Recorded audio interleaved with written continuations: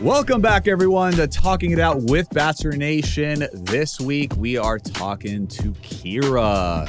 She just got sent home on the latest episode of Bachelor in Paradise. So we want to talk to her and hear all about her experience and maybe what she could have done different. Is her name Kira or is she Jane? I'm getting them too confused. I mean, she was basically given the name Jane on the show because she got along so well with Tarzan or Jacob. Yes. But yeah, she was on Clayton's season of The Bachelor. Definitely want to get to know her a little bit better and, you know, see how her experience was on the beach. Can't wait to talk to her. But Bryan, I'm so surprised at you. You were supposed to represent for your doctors in the community. That's Dr. Jane to you, bro. Come on, Dr. Jane, yes. I want to talk to her about that. I want to talk to her about her because, I mean, she went to Harvard. This is a smart girl. And I feel like she's been getting a lot of heat because, you know, she enjoys her sexual side, and I don't think there's anything wrong with it. And you know, doctors can have fun too. You know what I mean? Like, there's nothing wrong with that, but definitely get into that with her. But first off, we gotta get to our doctors' lives matter. So we gotta get to our hot takes, man. What do you got? Oh man, I wasn't ready. You just threw it on me like that. You just threw it on me like doctors' sex lives matters. But, dude, you know, we had the infamous Kelly Flanagan on the pod, right? And she said something that it did annoy me. It really did annoy me. Kelly, if you listen, I hope you are. You annoyed me that day. And what she said was, a lot of these guys wouldn't be getting half the women they talk to if it wasn't for the show. And it pissed me off because I immediately thought, hell, a lot of these women wouldn't be getting half the guys that they talk to if it wasn't for the show, right? Now, I didn't say what she said was wrong. I just felt that it goes both ways across the gender spectrum, right? But Lord have mercy, Kelly is winning right now because some of these men on Paradise have absolutely terrible game. Like Romeo, he literally, Romeo, where out thou Romeo? Must be at home because you ain't reading the books, man. And Romeo was struggling, man. I mean, I think the line of the night was, it's like the way Romeo's moving around, it makes me wonder if he actually went to Harvard. I think Michael A. said that. Michael A. said that. Michael A. said that. That was, I actually laughed out loud to that. But yeah, man, it seems like he's book smart and street smart, but I don't know. When it comes to the ladies, he was struggling there for a minute. I feel that a part of street smart has to be lady smart. Like, I just feel like you know how to talk to people a bit more. Yeah, I mean, I was so perplexed watching him. I'm like, dude, you are fumbling every last bag. It was just like the flip flopping, man. It's like pick a lane. It's like he got rid of Kira. He let her down and basically said, "Hey, I want to pursue Jill." Then he went to Jill, and then at the last minute, when he's pursuing Jill, he pulls a switcheroo and wants to go over to Brittany. And she swerved the shit out of him, which was hilarious. Absolutely hilarious. Hey, can we get a shout out? We need more. Little Miss Gavin, she needs some more airtime. Like, that was hilarious. That was hilarious. But I mean, hilarious. That was it was so nice for sure. Matter of fact, I think I met both of them the same night. Her and Romeo? Yeah, and it wasn't like just them two. Like, they weren't dating, nothing like that. But like, his game, man, it's hard to watch. Like, I know his homeboys must be coming at him.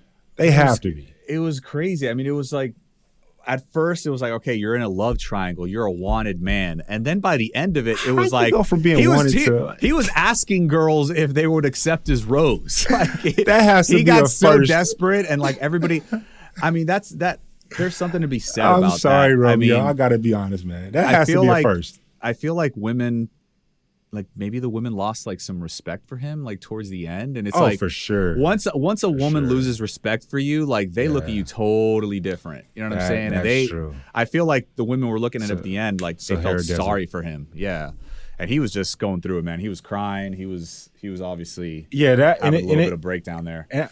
And you said that so eloquently. No one's going to take that incorrectly, but I want to make sure that people don't, because people be coming at us for whatever reason. Like, we're not saying that it's a beautiful thing that men show emotion as well, but like, my man broke down. He lost it. He lost it all. Going after every girl. Like, it was just bad. His confidence had to be shot after for sure. After Brittany No, I mean, who knows what he was thinking about? He's like, damn, I blew it with Jill. Kira, I kicked to the curb, and then now. And then he tried to come back for Oh my God. Who was it? Haley? He got to go down in Hall of Fame. He's like, Hall of Fame anybody, with no game. Anybody just take my so rose. bad. I mean, did he surpass Andrew from the week before? Okay, Andrew, you know, and I love these guys. Like, I know him. Like, I picked it with him. Like, so it ain't like nothing personal whatsoever. It's just me being a fan of the show. Andrew didn't have game either, but that would be disrespectful to put Andrew in the same category as Romeo in terms of game. It would be disrespectful. Romeo was that bad. I'm sorry. It was that bad. It was just, it was, only thing that could have been worse is if he was from Miami. Like, shots fired. Shots fired. Not towards you whatsoever. I mean, listen, with a name like Romeo, that might be a part of the issue. He just wasn't living up to the name. He just wasn't living up to the name. He's got a lot of hype behind him and the name, so he had to step up. And that's probably part of the issue. Maybe he just got caught up, man. He's like, you know what? This is paradise. Like, the thing is, I just don't think he was as honest with Jill. And as we all know, man, when you're not, or again, remember the saying, the truth will set you free. I don't think he was as forthright as he should have been with these women and like kept it open, because he literally said, I want to pursue something. He told Kira, I want to pursue something with Jill. Please let me pursue her in peace. And then all of a sudden at the 11th hour, and Jill is hilarious. Like, Jill is must-see TV. Her faces, her jokes. I think she's hilarious. I thoroughly enjoy her on the show. Even though she hasn't found any suitors yet. She hasn't found any suitors yet, but yeah, Romeo, we're out that Romeo. It is not on Paradise. I mean, I wish, sometime, I've never said this before, I wish Romeo and I would have had a conversation before he was going out there.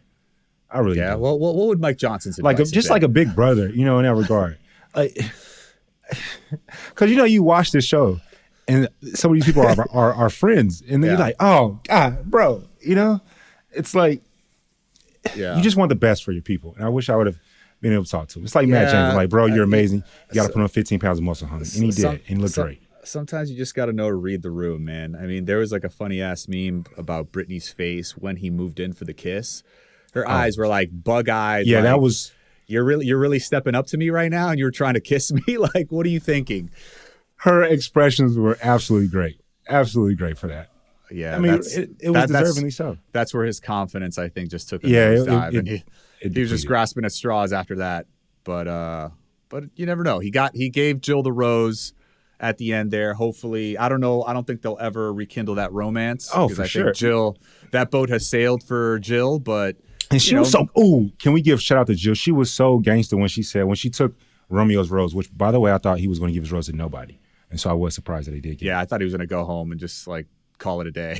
Can you not give your rose and still stay if it was technically your week? Yeah, I think he could have just said, I'm not giving this rose to anybody. I don't have any connection. Everybody despises me right now. I'm going home. I don't know. I think he could have done that. He could have. Wait, we have some brand new, this just in from Romeo as we're recording right now. I'm reading to you guys. So about last night, I'm grateful to have these opportunities to learn more about myself, dating, and relationships, especially with such a smart and compassionate group of people. It's a privilege to be able to watch back one's own mistakes and receive feedback from so many. I'm learning to be more aware of my feelings, more direct in my communication, and more intentional with the relationships I pursue. May there be such opportunities for growth. You live and you learn, man. There you go. Yes. He's growing already. He sees the error of his ways. Oh, for sure. And he'll probably never make those mistakes again. He won't. And that's the thing. That's what, people be thinking we say, like, we're being mean to these people. We're not. Yeah. Like, he's a great human being. Just, he's going to have to lick his wounds. And for the next person that comes across in his life, he'll be amazing for it. But listen, though, I mean, Paradise puts you, I think somebody mentioned that they're in a pickle. I mean, you get placed in some pickles on Paradise. Genevieve said it'll be a sweet pickle. There you go. When Aaron came down. Yes. So what's your hot take, man? Well, man, I mean, we talked a little bit about, obviously, as far as these guys getting women on the show, maybe not deserving it or whatnot. But as far as, have you ever heard of the term negging? Yes. Can you give the definition, though? Yes. Negging, for those out there that don't know, is the practice of giving backhanded compliments and generally making comments that express indifference toward another person, usually a woman, in an attempt to seduce that person. And I feel like there's a fine line here. I feel like some men and some women can do this as well, take it a little too far, and it goes into the whole manipulation realm. But then I feel like some people can use it to their advantage. And I actually noted this. I believe Johnny called Victoria Fuller the wrong name. And then maybe as like the inside joke, like, oh, I don't know your name. I called you by a different name. Went ahead and said, what's your name again? And her response was, it's my job, or I'm going to make you remember my name. Right. So for me, it's kind of like Johnny, he seems like he's got game. You know what I'm saying? Compared to some other guys, like he basically, you know, Victoria Fuller, obviously when she came on the beach, every single guy was like breaking their neck to see her, right? So then now Johnny takes the approach of like, what's your name? Calls her by the wrong name. Do you feel, I feel like that's a tactic to essentially not be like, make himself stand out from the rest of the guys. If every other guy is saying how beautiful she is and how wanted she is, and they're going after her, and then you have this guy who's quote unquote indifferent and like just playing it cool or whatnot, and you know, maybe jokes around. I mean, I'm sure she didn't take it too seriously, but you know, calls her by the wrong name. I feel like maybe she's going to be a little bit more attracted to that, or you know, a little bit more inquisitive as far as, okay, what's this about? He's calling me by the wrong name. Like, I'm going to show him. Does that make sense? Yeah, what you're saying reminds me of the scene in the movie Hitch with Will Smith when he's in the bar and he's talking to his client, and he's like, hey, this is how you get this girl. And she's a gorgeous woman. She's surrounded by like 10 guys at a bar, and he walks up to her, gives her like a 20. And he's like, he tells her the drink order that he wants. And she walks back. She's like, I don't work here. He was like, I know. I just wanted to get you away from those guys. And it worked. And it worked, right? Yeah. Like it worked. This is why the English language is absolutely beautiful. This is why language in general is absolutely amazing, because it's all about how you say things. So for example, let's say I'm on that beach like I was. No one remembers me from Paradise because I was boring. I was whack. I was to myself, right? And someone could say, oh, Mike was mysterious. Or someone could say, he was really introverted the entire time and just quiet and closed off. Both statements could be true.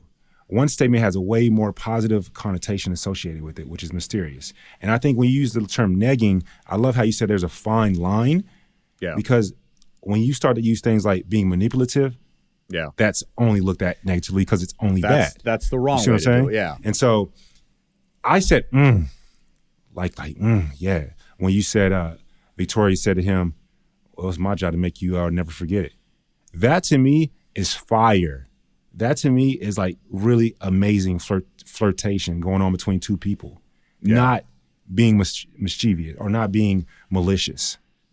Yeah. Now, I thought the first time he literally just didn't know her name. Like, who said Lace is loose, you know? Like, well, I mean, I get Lace. She hasn't been around for a while. You know what I'm saying? She was like on Bachelor in Paradise maybe like 5 years ago. So I didn't know Chris Harrison's name, bro. I didn't know. Like, I don't know. No, I'm just saying. I have a hard time believing that Johnny didn't know who she was. I don't know. That's just me. I do agree with you. I mean, she the homie, so she on the spectrum. She on the hotter side of the spectrum, right? No. And listen, I'm not disrespecting Lace by any chance. She is an icon. I mean, I loved her. I watched Paradise back in the day when she was on. I just feel like this cast is a lot newer. You know what I'm saying? So like, if they didn't watch the show back in the day, they might not know her. But do you see the whole negging aspect that we were talking about earlier? Like, do you feel like that is wrong when it comes to flirting or, you know, basically trying to get with somebody like you are in Paradise? Based on the example that you gave of the Victoria Fuller thing, I don't see that wrong whatsoever, period. Bryan, so we've been talking for a long time now, but I really can't wait to talk it out with Kira. We have a lot of things to discuss with her, and some of those things evolve after the show on Twitter that are happening in real time. And so I definitely want to see what's going on with her, Justin, everyone on Paradise and Stagecoach. A little Twitter beef. Let's get to the bottom of this. Welcome, Kira. Thanks so much for being here. How are you? I'm good. How are you? Good. Pleasure to meet you. Pleasure to meet you. Kira. There's so much to unwind and unravel and talk it out with Yeah. you. Yeah. Yeah, so much. Can we start first off? How you doing? My name's Mike. Hello, Mike. And I'm Kira. and I'm Bryan. And I'm Nice to Bryan. meet you. Yeah, I feel like sometimes we be just going straight into it, Bryan. Like you gotta be. It's like sometimes you feel like with people in Bachelor Nation, like you see them on TV so much, like you just know each other. Yeah, but, like, all right, what's up? Technically, thank you for that formal introduction, Mike. No, I just want to be respectful. Talking about just want to be respectful to you. There are some things going on now on Twitter about Stagecoach, and Justin saying this is news to him that you were even there. Yeah. Talk about that for us. Yeah, I was very surprised by that tweet this morning. Basically, Justin was saying that I wasn't at Stagecoach, and what I said about him and Sally was just for me to get screen time. I think, first of all, I don't think I said anything negative about him and Sally. I just said that they seemed really into each other. So I'm not really sure where his shade is coming from or why he's coming at me.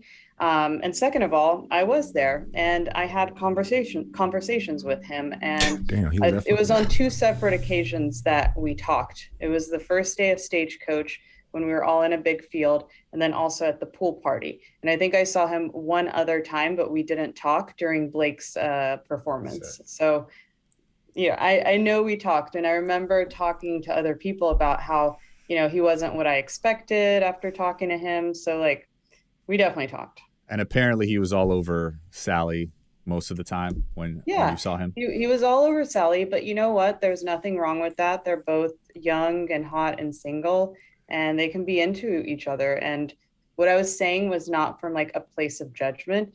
It was more from a place of stating the facts, especially since Genevieve was into him and she kind of needed to know what might happen once Sally comes down the stairs. When is Bachelor Nation going to realize that whatever happens in Stagecoach does not stay in Stagecoach? Yeah. Am I right or what? That is true. Exactly. Have either of you ever been to Stagecoach? Never. I don't think I want to go now. I know. That's why like, it ain't happening now.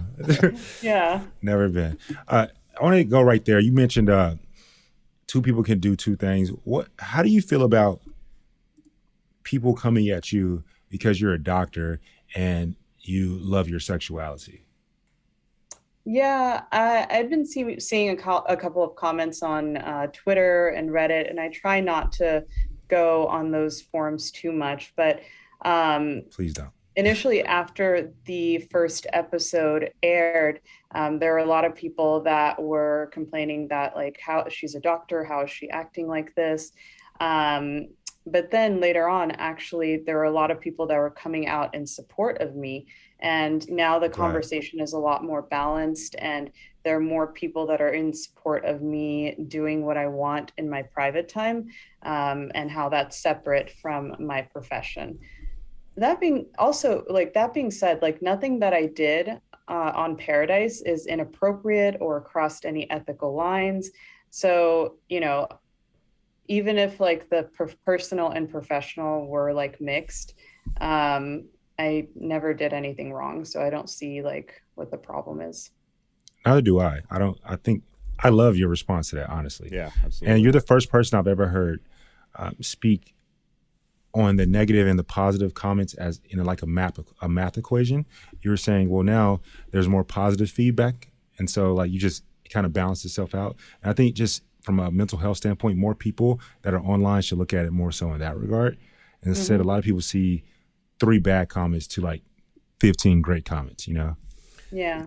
Kira, do you think there's a double standard when it comes to men and women? When it comes to that? She was like, yes. Oh my God. Thank you for saying it. Absolutely. Like, I came in hot the first episode. Like, I was in Paradise. I was ready to meet some people, flirt with some guys, kiss some guys. I came in hot. And it was super controversial. There was another person who also came in hot. Jacob, he was like, he came in naked. He was, saying some like similar things and doing some similar things, but I've heard zero conversation about like him. It was all about me. They And I called think him the Bachelor of Paradise. Like Wow. that's the tag he got. Yeah, Wow. exactly. So I really saw it as like a double standard there, because like we came in with similar energy, but I was the only one getting negativity from the audience. It seems like we don't learn, we don't listen, because I remember a time on Paradise when Kenny, from Bachelor in Paradise previous season, came down naked. Kenny, good looking guy, came down butt naked. And then when his fiance, Mari, they did a shoot and she was scantily clad, people were coming at her. And so I don't understand why we still, in today's age, I mean, we could think of something every single day, right? That there's a double-edged sword when it comes to, not even a double-edged sword, but just people treating women like they can't be free, like someone owns your body. Like, what do you say to those people? I think people are still very uncomfortable with women owning their sexuality and not being ashamed of it. I think times are changing, but I think a lot of people still either secretly or not so secretly hold some like judgmental views about women and their sexuality. I actually, so I was watching the episode, and I kind of took exception to some things that Casey said. I mean, he Which basically, episode, the first or second? I'm not sure, but I mean, you'll probably remember once you hear what I have to say, but he basically, something to the effect that you were crazy, you're a mad woman, that he said that you were too much for him and that he needs a good girl because he's ready to get engaged. So it's like, why can't people see somebody who's just very comfortable with their sexualities also can be a good girl? You know what I'm saying? Like, I think both those can be one and the same. Why do they have to separate those lines? Like, oh, she's not a good girl if she acts this way or says this or whatever the case may be. Exactly. I mean, look, I think I'm too much for Casey to handle, and that's okay. And, he and I are friends now. We're on good terms. So like, I was not super offended by what he said. But what you said is very interesting. And I think it's very true. You can be like fun and wild and crazy, but still be a good girl or be a good girlfriend or wife. I'm sort of like doing everything, having my fun now. And I know that like when I meet the right person, I will have, done a lot, seen a lot, and be ready to just settle. And that's sort of where I'm at in my life right now, honestly. Kira, I'm ready to find that person and settle. Like I'm bored of, I'm kind of bored of dating and yeah. I want the real thing. Let's go. Yeah. Casey, there's you too much woman for him. Shit, that. Yeah. You a great woman. Like too much woman for him. It is what it is. He was intimidated. He was intimidated by it. It's okay. I'm a very intimidating if you can't woman. Handle the heat. You got to get out of the kitchen. What it exactly. is. When you were speaking on like you're able to live now, because we want to get into so how did you get to this point right now? Because I know it's an amazing list of different things, and I want to know all about them. So curious, but you said something right there that I haven't heard people speak on a lot, which is you said I'm living my life. Like I feel like when you're younger you were just really academic and just grinding, and now you're like, hey, I can open up a little bit more. And it seems like people associate what we do to how we should act. Yeah. And it's just like, I'm not 21, but I still can have fun. Exactly. It's like we always want to come at somebody for something. No, and it's not like she's gonna show up the next day to a consultation, right? And you're gonna be the professional that you are. Like just because you like to have fun on the weekends or whatnot doesn't mean that you're not going to show up Monday morning and do what you need to do to help those people that are in need. For the record, I'll probably trust you more as my doctor. I'm just saying. Like I'm just being honest. Thank you. Thank you, Mike. Hey. I mean, like I know that this time in my life is very temporary. I know that in the next few years, I'm probably going to get married and have children. Like, I'm very aware that, this time is sort of like coming to an end, and I'm ready to move on to that next stage. But until I like find that person and, settle down, I'm going to have my fun. And you're right. Like, I did work really hard for most of my young adult life. I made a lot of sacrifices, and now, I'm done with my schooling. I'm done with my training, and I'm just living life. As you should. As you should. I do want to get into that, but I have one question that I like calling myself out. When I talk about somebody, I have no problem saying behind their back because I can say it in their face, right? So episode 1. Yeah. It's another question I want to get into with you, but it was the love triangle with Jill, Romeo, and yourself, right? Yeah. And episode 2 did not help Romeo's case at all. We're gonna get it. Oh Lord. Oh, Romeo. I'm about Romeo. to get in. Yeah. So when you came over, when it was they were on the daybed, Jill and Romeo, and kind of that ordeal, I was thinking in my head, come on now, you have to go over there. But then I was also thinking in my head, I wish Romeo would have like talked to you right there in front of Jill and said, hey, I'm not feeling you. But my question for you is, after watching episode 2, did you know Romeo prior to going on Paradise? Yeah, what's the background on that? Yeah, let's start there. Yeah. So Romeo and I actually went to school together. We graduated the same year at Harvard, and we didn't know each other super well, but we definitely were acquainted. But we didn't like hang out together. We weren't in the same friend groups. But I definitely like recognized him when the cast list for The Bachelorette came out. I was like, oh, I remember so that guy. We went to college together. And, after I got on the show, he and I reconnected and like texted about it. So, we got friendlier, and, after the show, some things went down, and the aftermath is kind of playing out in Paradise right now. Are you saying after you were on The Bachelor and he was on The Bachelorette, before Paradise? So is this like in the New York scene? Yeah, in the New York scene. Yeah, I would visit a lot. I was living in Philly back then, and I would visit New York a lot, and I would hang out with him. Yeah, he likes to have fun. I like to have fun, and we would hang out together. Side note, I really wish Dr. Joe was back on the beach. That makes me think of Dr. Joe. He's hilarious.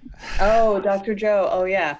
Hilarious. I love that guy. So wait, so Kara, and he got game, actually. He does or he doesn't? He does. Okay. Did Romeo have game back then? Like prior to going on Paradise? I think he's a late bloomer. Let's just say that. He's a late bloomer. He's blooming right now. Was he maybe? Is he blooming or is dying? Because on Paradise he dying. He really got himself into a predicament. No, I mean, okay, I would say if I had to answer, no, he doesn't have game, but he's a very tall, good-looking, smart guy. Gets with away a good with job. So like that sort of compensates for his lack of game. So tell me this, what were you expecting? Because I mean, you went straight for Romeo when you got there. Like, what were your expectations going onto the beach? Like, did you feel like, maybe you were going to rekindle some of those, past moments that you had in New York with him? Exactly. I came in there, and I know that we had a great connection before Paradise, and I was hoping to rekindle it with him. However, I was definitely open to other guys. I was talking to some other guys. I know they didn't show that in the episode, but like I had conversations with almost everyone on that beach. And like I definitely felt a strong connection with Romeo, but I didn't only have eyes for Romeo. Quick question. Where does Jill fall into the whole thing in the New York scene? Was she around as well, or? So Romeo was having conversations with multiple girls while he and I were having conversations, or were, in the same circle. And Jill and him were texting a lot, talking a lot, and she denied that she liked him. I explicitly asked her if she was into Romeo, and she said, no, definitely not. So yeah, so that's sort of how she comes into this. She and Romeo were also talking at the same time that he and I were talking and hanging out. So it was a shock to you when you got on the beach and all of a sudden Romeo's telling you that he wants to pursue something with Jill, when you thought Jill didn't. It wasn't a surprise, because what happened is that during one night out, me and Romeo, we ended up making out, and Jill asked me about it later, and she was very upset that I didn't like tell her that we had kissed. And I think like that sort of clued me into the fact that she may like him as more than a friend, because if he was just a friend, then she wouldn't really care if I was kissing him or doing anything with him. So that sort of clued me in that she may like him more than just a friend. But going into Paradise, I had no idea if she wanted to pursue him or not. I really didn't. That's fair. Well, I want to take it back for a second.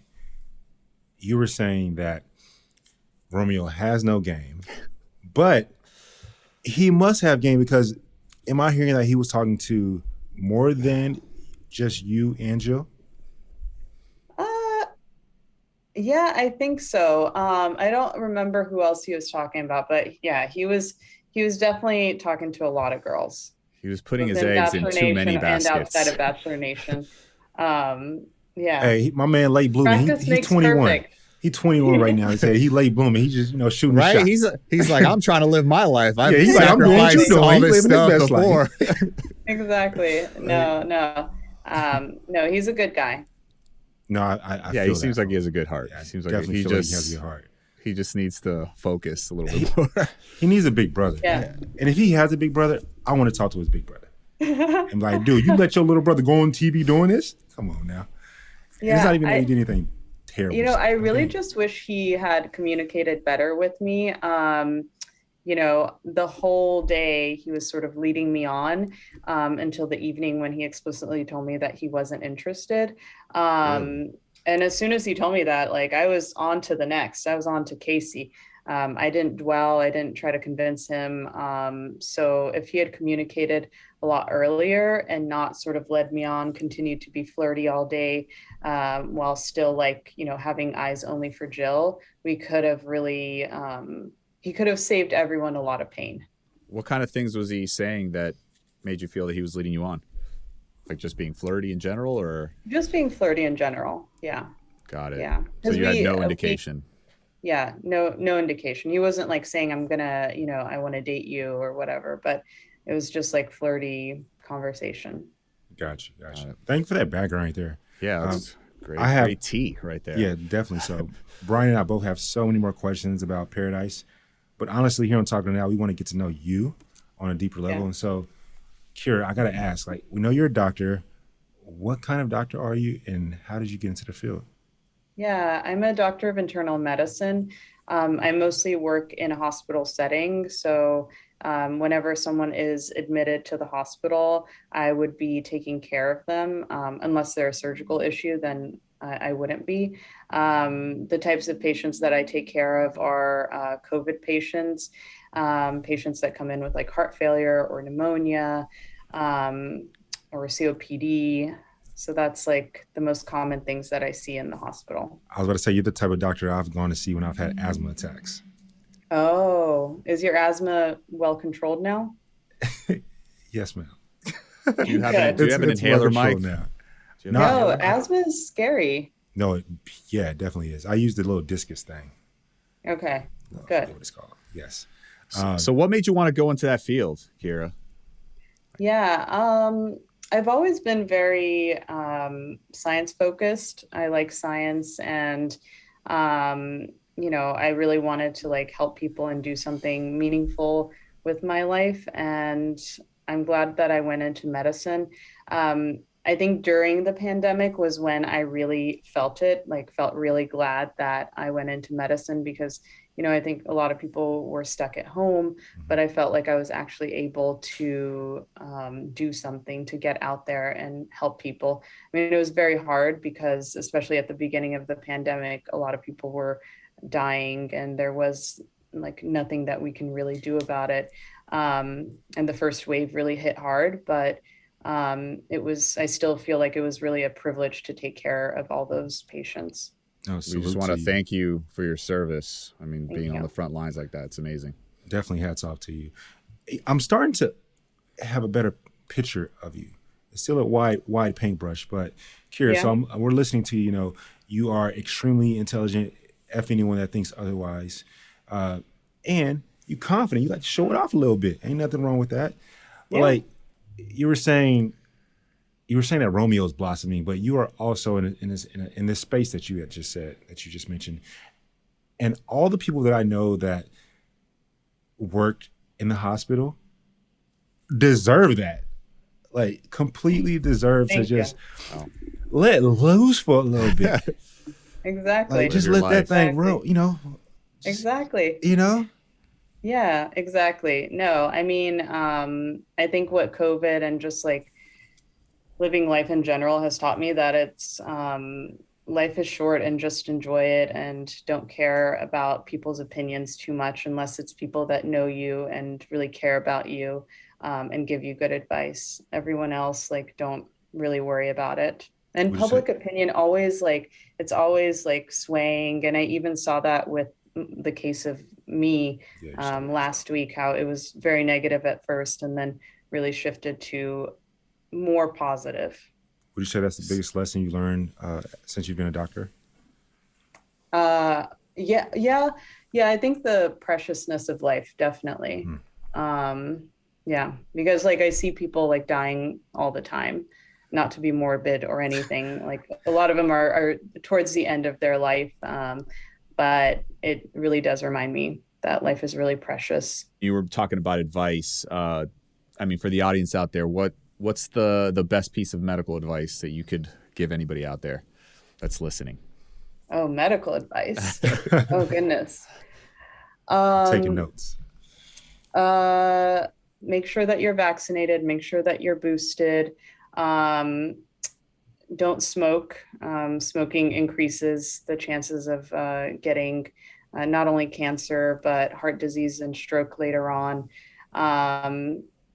Stay active and also take care of your mind. There's a huge like mind-body connection. And, people who are really stressed out, that affects the body. That affects like where they store fat and how much fat they store and the incidence of cardiac disease. So, try to reduce your stress as much as possible as well. How do you protect your mental health? I feel like that's a very took the words topic. right out. Yeah. Like, what do you do for self-care and whatnot? I like to work out. And I have 2 cat daughters, Olga and Oksana. And just being around them and laying around them also gives me some feeling of relaxation. And lately, I've tried to have more of a routine with my schedule. So I think that's also decreased a lot of the stress in my life, just sort of having more of a routine and being more structured. Love it. That one specifically has helped me myself, having more of a routine. Yeah. I've been so scattered. So that routine, thank you for saying that. I really appreciate that. Yeah. You should read Atomic Habits. It's a good book. Claro. Yes, absolutely. It's a great book. Yeah. I love that. Can I ask, how was dating prior to going on the show as a doctor and going to Harvard?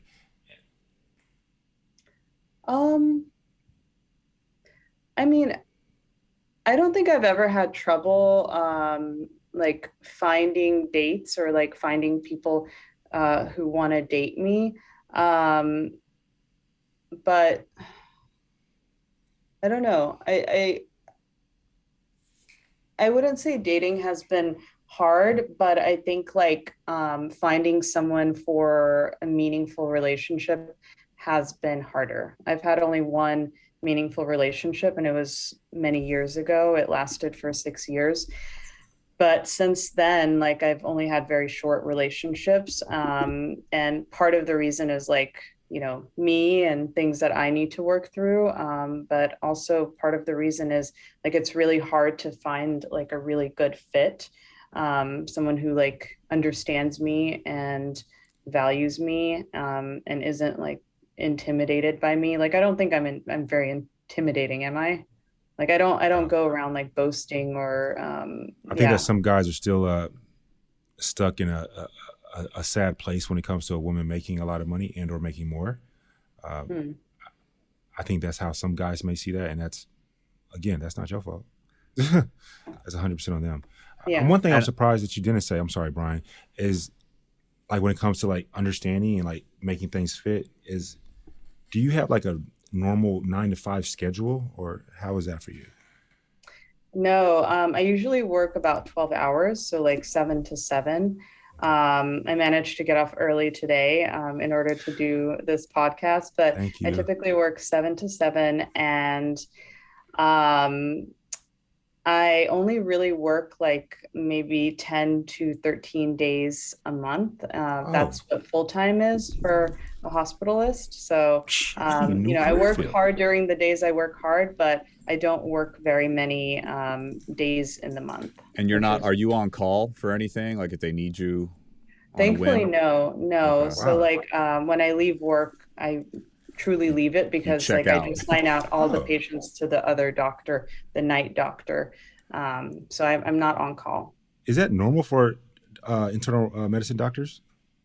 Yeah, it depends. So there are internal medicine doctors who also work in the clinic setting. So they sometimes are on call. Like their schedule is different.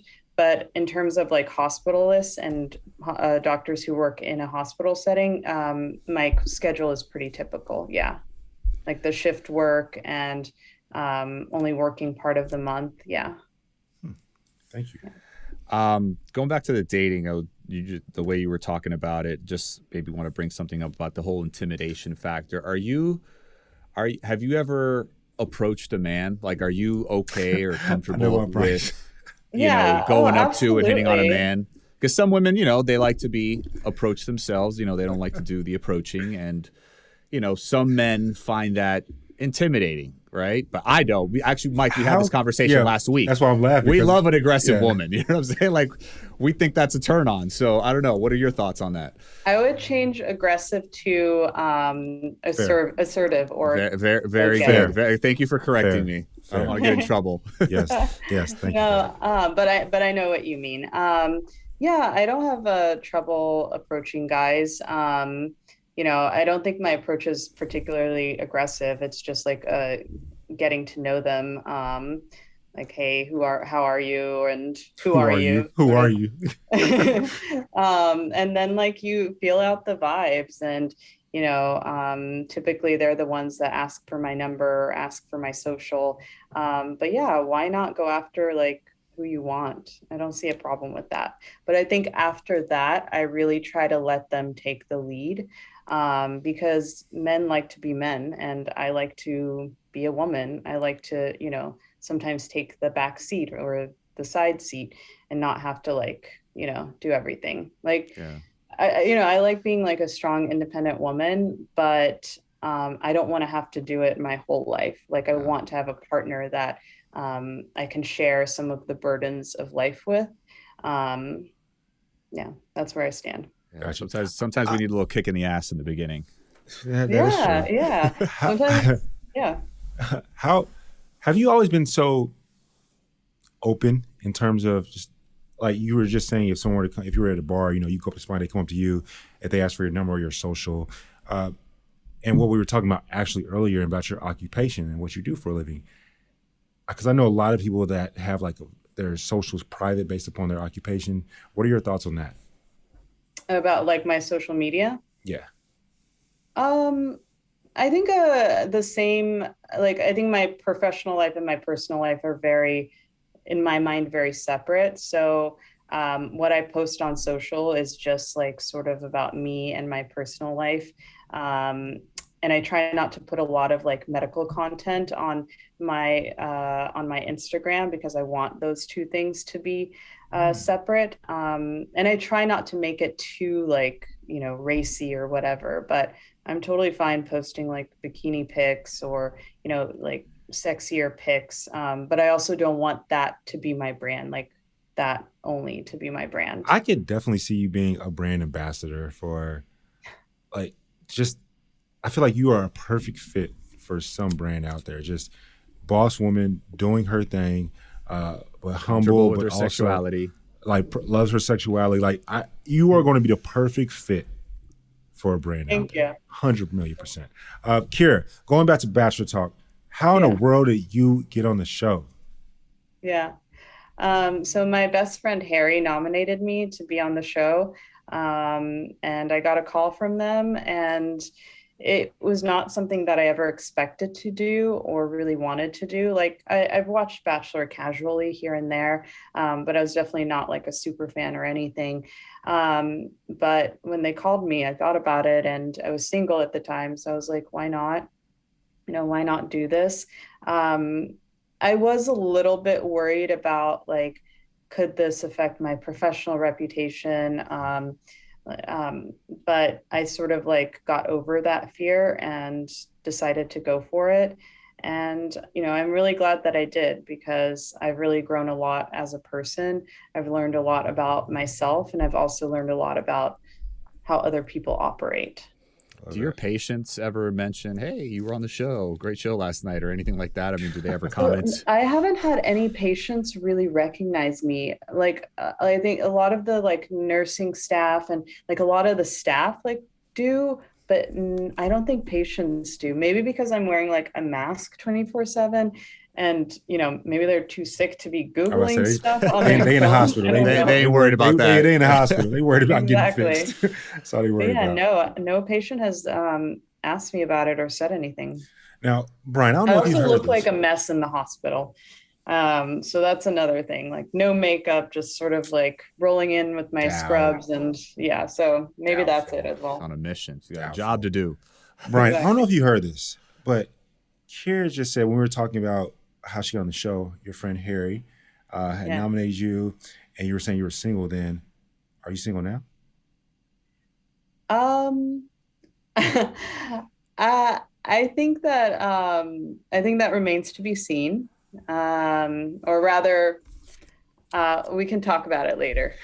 What's your type? My love story is not finished yet. Let me just put it.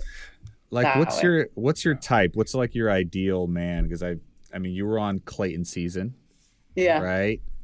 And then you interacted with Romeo. So I just want to get a feel, like, what are you looking for in a man at the end of the day? Like, perfect world, like physically, mentally, emotionally. I think definitely like traditionally good looking. Okay. And like tall and handsome, good features, likes to like very active.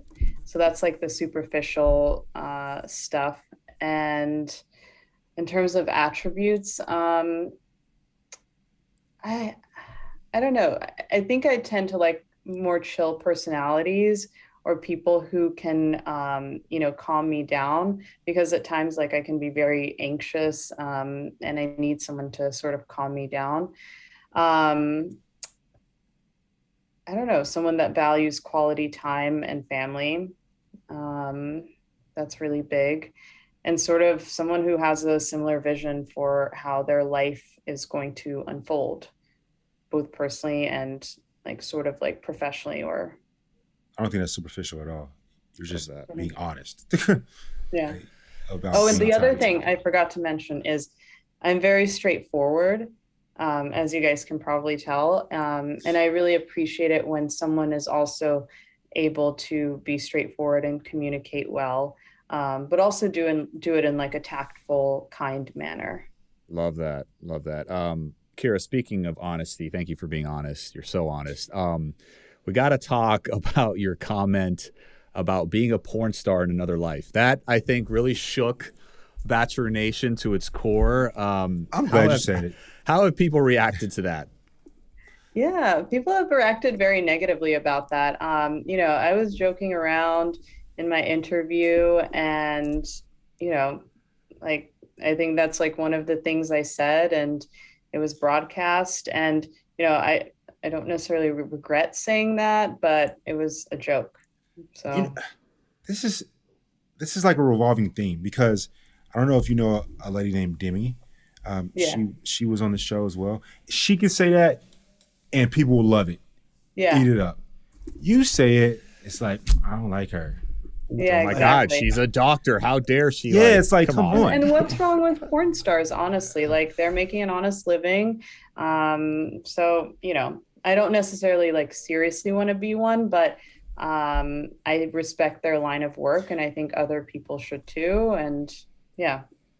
That's what I'm just glad you said it, because it's just so, there's a double standard amongst men and women, and then also it seems like a double standard amongst an occupation. Exactly. And or what one does for a living and how they get their legal tender. Exactly. I just don't. Exactly. I don't get that. But on that, any regrets from your time on the show thus far? Any regrets? I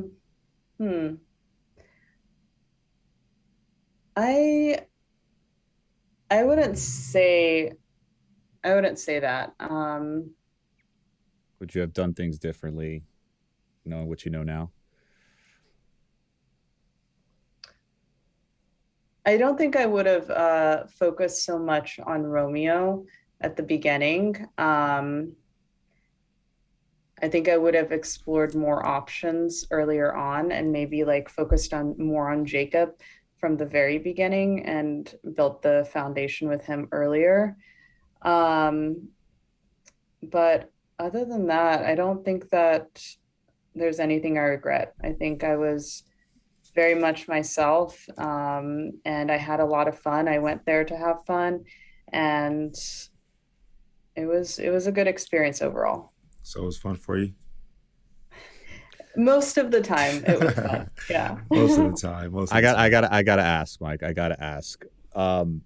Sally's suitcase. Yeah. There was a vibrator found in her suitcase that somehow ended up in your hands. How did that end up in your hands?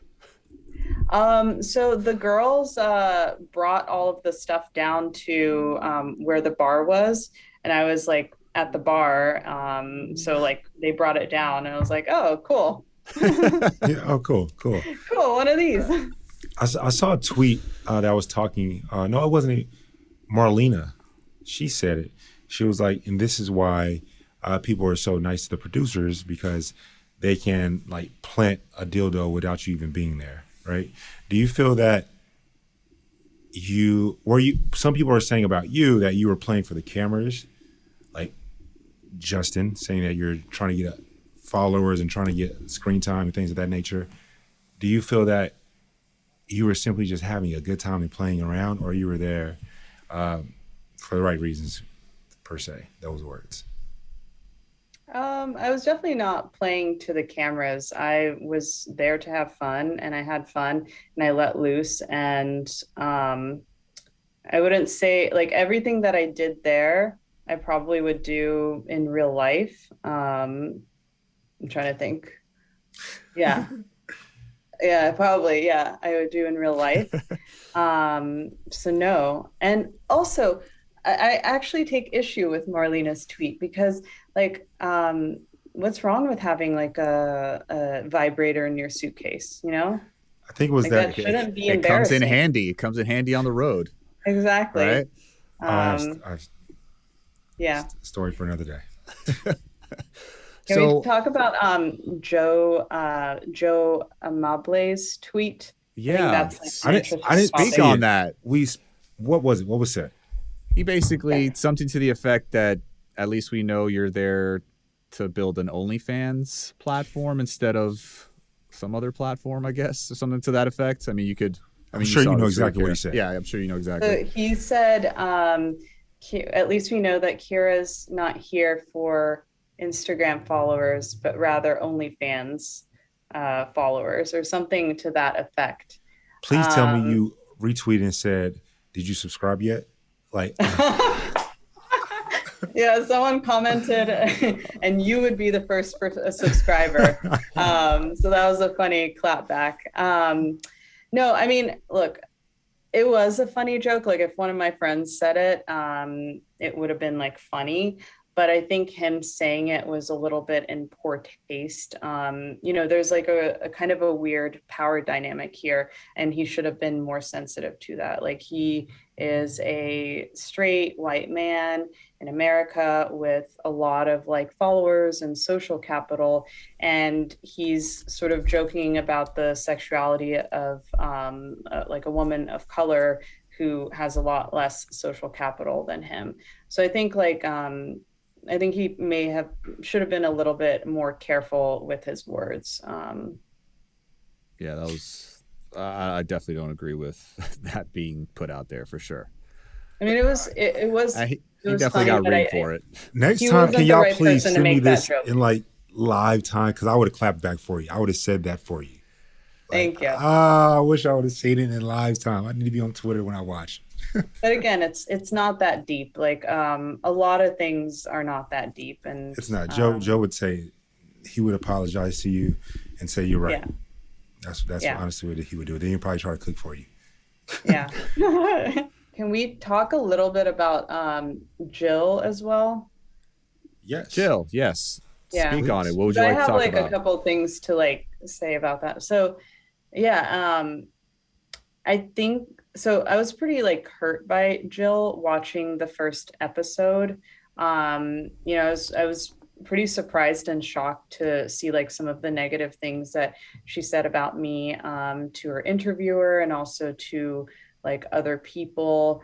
Like I was not like calling her names or talking bad about her that whole day, but apparently she was. So that was like really disappointing to see. Do you remember what in particular she said? I think she said something like, I think she called me a bitch a couple of times. I think I do remember that, actually. And, I think there were a lot of situations that were misunderstandings, like the drink situation there were 3 cups there. I think like I'd come and put my cup, or they had their cups there and I came with my cup. So it was 3 cups there. And at some point I wanted to drink and they're identical cups. So I was like, oh, can I take that one? And I took that one, not realizing that that was her drink. And honestly, I found out that that was her drink when I watched the episode. Wow. So, a little bit of communication at that time could have saved her some resentment towards me. And, it was an honest mistake. I was surprised to see it like play out on screen. Yeah, that's what I have to say. I glad you said that again, because it didn't look like that. It was chopped up in a way that looked as if it were, as if he was just being a bitch. Yeah. And even the fight on the beach, like that was not about Romeo. That was not me taking my frustration out on her because he swerved me. No, that argument was a result of, me being very confused why she was like acting weird towards me the whole day, like running away whenever I approached a group, or some people had told me that she was like saying some things about me right before I came down to the beach, and I was like, why is she talking bad about me? So that argument was more about like our relationship, me and her relationship, and it being strained. And she kept saying like, but we're friends, we're good. I was like, you're not acting like we're friends. Like, what is going on here? Yeah, so that's what that conversation was about. And that was like the context. And maybe I could have handled it better. I think it shouldn't have escalated to the point of being like a screaming argument. But I wish that we had better communication throughout the day, because I think we could have been spared that confrontation. And now where's your But, relationship? I respect Jill a lot. But yeah, we didn't have a good experience together in Paradise. And now like Mike was saying, yeah, where do you guys stand now? We haven't really talked since Paradise. I'm not sure if we'll ever reconcile. But yeah, right now we're sort of taking space. I like the way you fair. Bow tie that, taking space. Yeah. That's fair. What else do we need to know about Paradise? Yeah, what other tea can you drop? Ooh, what other tea can I drop? I guess like ask me about a person and I'll probably have an opinion. Teddy, I don't think Teddy had a very good time in Paradise. I'm not sure if her and Andrew were clicking, and I think in general, I don't think she was having a really good time in Paradise. But I didn't ask her that directly. It was just sort of like feeling her vibe. Genevieve. I think like watching her break down over Justin going on a date. I think she's gonna have a very hard time in Paradise. Let's just put it that way, because I'm sure that will happen a couple more times. And if she's freaking out after having or being with a guy for 2 days, I wonder what it's going to be like when they're together for a while, either just with Justin or someone else. So they seemed like they were I think fighting. She's in for a rocky ride in Paradise. Her and Justin seemed like they were arguing like they had been together for 2 years. That's what it seemed like. That's true. It's like it's been 2 days. Yeah. Shanae. I don't know. I mean, I think she's nice, but I found it really difficult to get very deep with her or like get to know her as a person. She's like very like surface level, at least with me. Gotcha. We can definitely keep going down this list, but in lieu of time, we gotta ask, what's your gem for us? So my gem, so my favorite author is Oscar Wilde. And in one of his books, he said, to love oneself is the beginning of a lifelong romance. And it reminds me that the longest relationship that you'll ever have is with yourself. Other relationships will come and go, but you really have to cultivate the relationship you have with yourself, and bring into your life things that will fulfill you and nurture you, and reject the people and things that sort of harm you. And that's, I say this, or I tell my friends this a lot, like if they're like in toxic relationships or whatever, I keep reminding them that, those relationships are ruining their relationship with themselves, and that's why they should get out.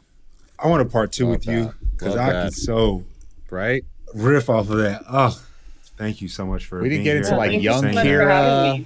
Yeah, we need. I need a part two. Yeah, we're gonna go to your gym, the workout. And one last question, Kira. Could we possibly see you on our TV screens again? I mean, is this something that you would do again? Yeah, possibly. I mean, keep watching. All right. We're going to do a part two. We're going to do a part two. Thank you so much for your time today. Hope that you have Thank you so much for having me. Great rest of your day, and can't wait to watch your love unfold. When we were asking her about some of the people that just some people that were there, some contestants, I did want to say, you brought up Shanae. I think that she was definitely living rent-free in some girls' heads. I haven't heard nobody say that. Shanae has been living rent-free. Like who? Like who, Mike? And she's been sweet. From what I've seen from the screen, she's been sweet. All the girls that have brought her up without her even having to say something. Yeah, I mean... Multiple different times. I'm not talking about like one time. I mean, think about everything that happened with Thomas, right? He was the quote unquote villain on his season, and then he comes to Paradise and totally redeems himself. He ends up finding Becca, and they're super in love, right? Yeah, absolutely. You know, I feel like Shanae, like all the antics, you know, they rewinded and played a lot of the old episodes, or the clips at least, of, you know, between her and Genevieve. But to me, it seems like she was there to find love. Yeah, she was there for the right reasons. Like, she obviously got with Logan. They were having a good time. It seems like she's maybe pulling a switcheroo with James now, but I don't know. I don't feel like she's been the drama starter that maybe she was on her season of The Bachelor. Neither do I. But man, to Kira. Yeah, Kira. She's extremely well spoken. Yes, she has like a very calm, like no nonsense, like you said, like very tell it like it is demeanor. I like that. And that's what she told us how she is, and so I mean, that's how we both interpreted her in one way. I felt that she knows herself, and that is almost a superpower. When you know yourself, no one else could like rock you. Yeah, you know what I mean. And I feel that she has that superpower within her, even down to her gym with Oscar Wilde. It just, that speaks to her. I feel that from her. She just knows who the hell she is. Yeah, she's very comfortable in her own skin. You could definitely tell that. And, you know, I mean, you could see how, like, even keeled she was when she talked about all the, you know, the backlash that she's gotten in these last couple episodes for her approach or whatnot. And, you know, she's kind of like just going with the flow. Like, it doesn't really seem to faze her as much as, you know, maybe it would some. And, you know, she could see she's like very mentally strong and very secure. She's definitely mentally strong, definitely secure. And that's why I want to have a part 2 with her. I just want, like, to our listeners, I want them to just hear from her words, you know, and for us as well, because I do like that within her, for sure. Yeah, absolutely. Yeah, definitely had a great interview with Kira. So we want to thank her for being here. And just to all the listeners out there, we want to thank you for listening to today's episode. And make sure you tune in to Bachelor in Paradise next Monday and Tuesday at 8 p.m. on ABC, or stream it on Hulu. And you know, we always love to hear your opinions, your stories, your insight, and all those crazy Twitter mentions that y'all give on the show. We want to hear it all. Don't forget to like, comment, follow. Message us on social at Talking Out, B as in Bachelor, N as in Nation on IG. Again, that's Talking Out, BN. And as always, don't forget to subscribe to our podcast and listen to us on the Odyssey app or wherever you get your podcast. And baby, don't DM Tarzan or anybody else no more until you hit subscribe. We love y'all.